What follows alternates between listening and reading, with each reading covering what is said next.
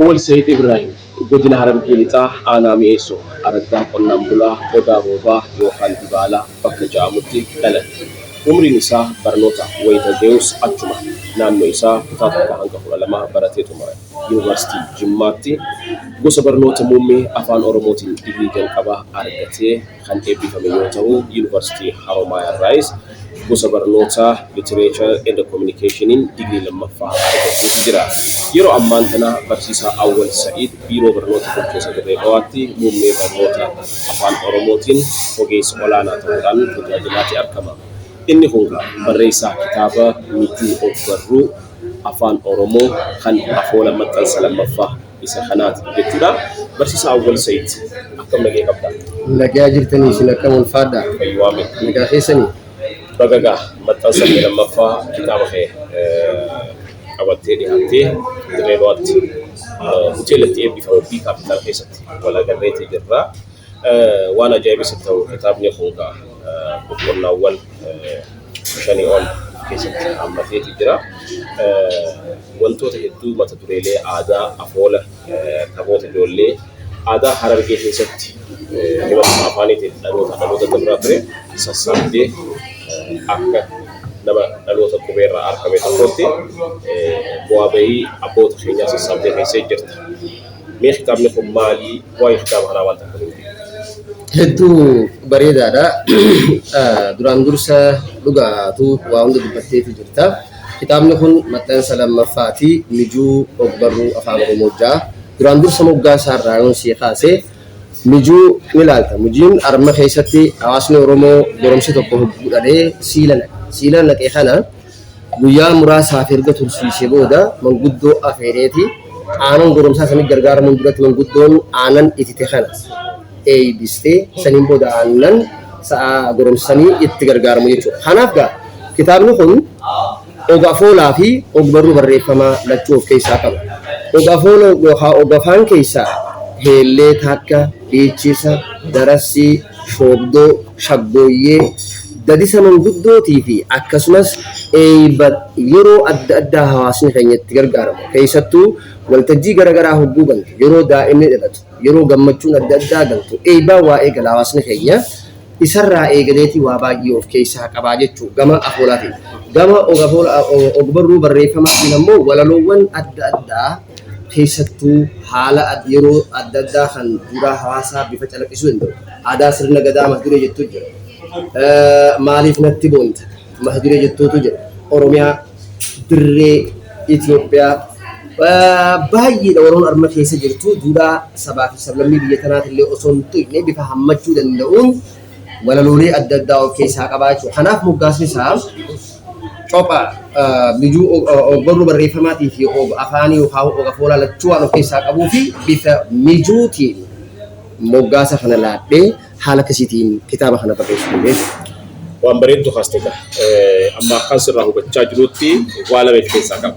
Inni tokko aadaa hawaasa keenyaa afoolaan dhaloota dabraa tureessan akka nama dhaloota qubeerraa argameetti sassaabdee dhalootaaf bifa barreeffamaatiin keessa jirta.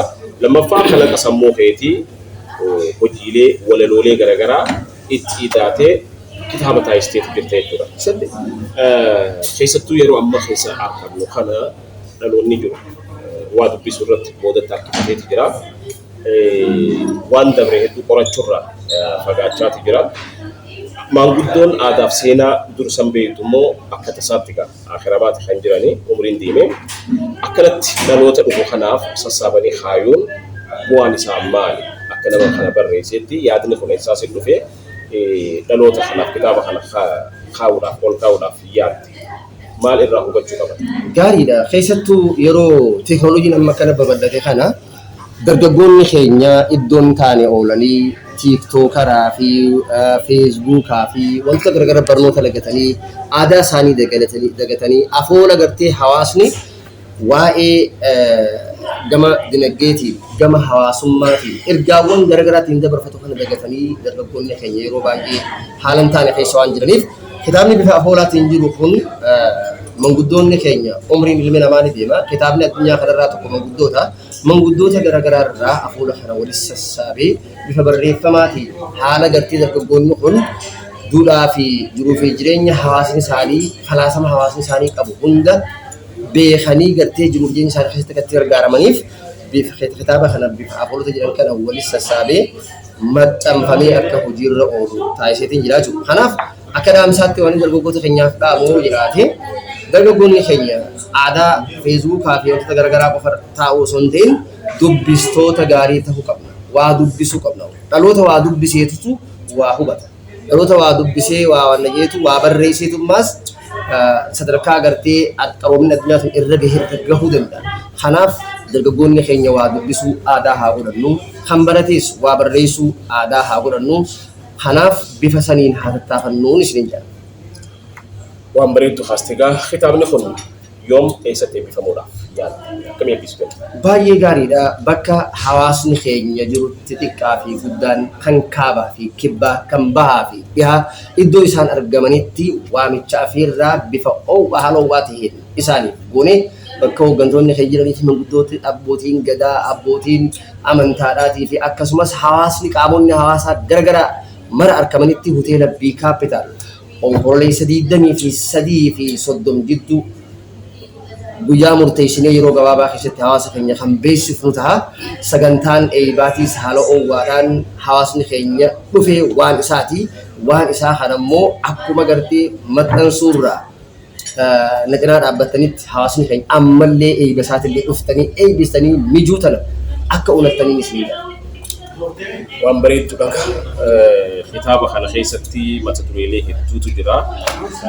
Keessattuu hangaanani barisaa fi barreessaa kitaaba mijuu ogbarruu afaan Oromoo awwal Sayyid wajjin turtii taasisaa turetti waahillee kiyya Bayyaan Abdallaa kitaaba kana ijarra baasaa turte. Maal irraa argattee? Kitaabni kun cuunfaalee garaagaraa kan aadaa safuu fi jiruu fi jireenya hawaasaa gadi fageenyaan calaqqisiisu qaba. Keessattuu jechoota badan walalolee shaggooyyee kan jibbamu jaalala tokkummaa waan garaagaraa ibsu of keessa qaba. Kana keessaa egaa yeroon birraa ta'uu isaati wajjin kan garaa na raasisa akkam jechiseeti. Wallisuun na dhibdee dhiisuun na darartee atuu xayyaaruma osoo naan bararte. Shaggooyyee ta'uu isaati. Shaggooyyee ta'uu isaati.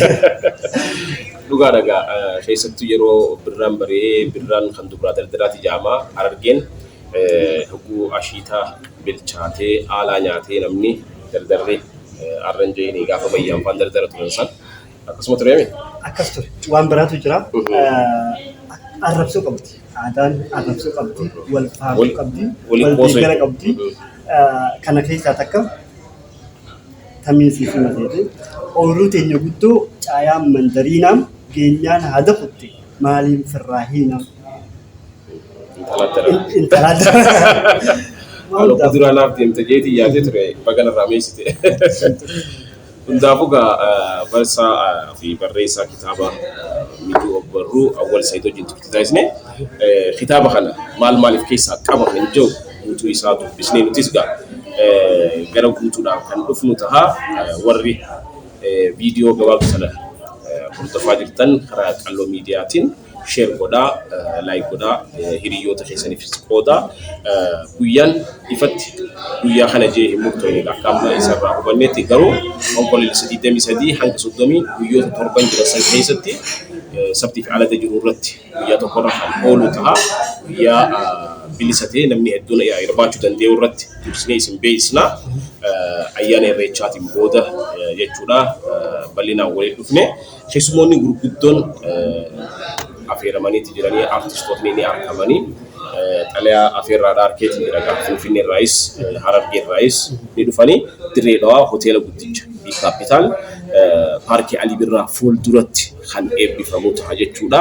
Guyyaa eebaa hundi keessan affeeramtanii jirtanii sagantaa eeba kitaaba Mijjuu Ogbarruurraa hin hafinaa hin hafnuu isiniin jenna. Kitaaba kana bitanii kaayyachuun dhaloota fi maatii fi ijoollee fi aadaa safuu seenaaf ogbarruu Oromoo barsiisuudha. Kitaabni ijoolleedhaaf kennamu kennaa maatiin hundi daa'ima isaatiif kennuu qabu kitaaba kana. Anilleen ijoollee xiyyaaf guddattuuf kitaaba kana bitee kaayuudhaaf dirqamaatu narra jira.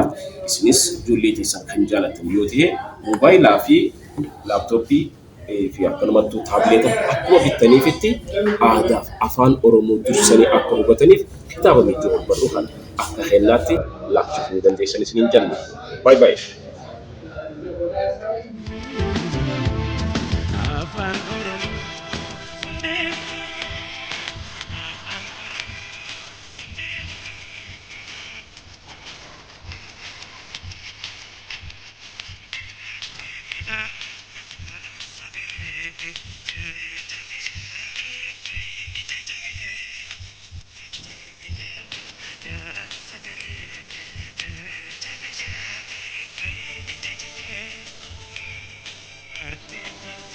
Yeah.